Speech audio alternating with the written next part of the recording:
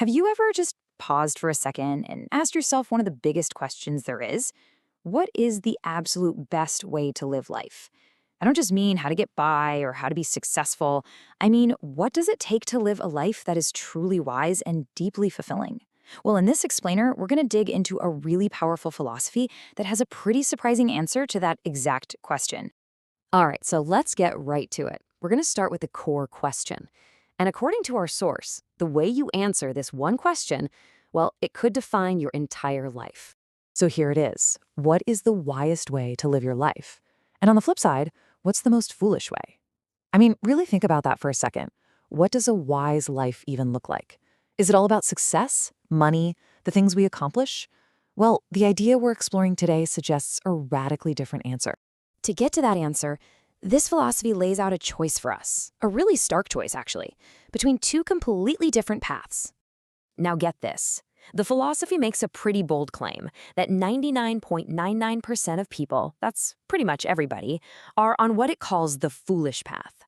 That leaves this tiny, tiny fraction, just 0.01% on the path of the wise. It really makes you stop and wonder, is the way most people live their lives actually the best way?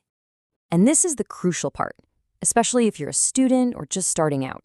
You are at a crossroads. The idea here is that right now is probably the easiest time in your whole life to consciously pick a path, before all those life patterns get set in stone. So, what does this path that almost everyone is on actually look like? Well, the source has a name for it, the life of the endless race. The source uses this really potent metaphor, a mule. Now, hold on, this isn't meant as an insult at all. In this context, it's describing someone who works incredibly hard, is always running, always pushing forward, but they're basically stuck on a treadmill. They never actually arrive at a place of real peace or contentment.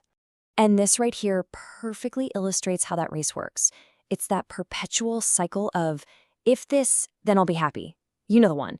If I get into this college, then I'll be happy. If I land that job, then I'll be happy. If I can just buy that house. Happiness is always the prize for the next achievement. It's always just around the corner. And here's the really tragic result of that whole race. You just keep postponing your own happiness.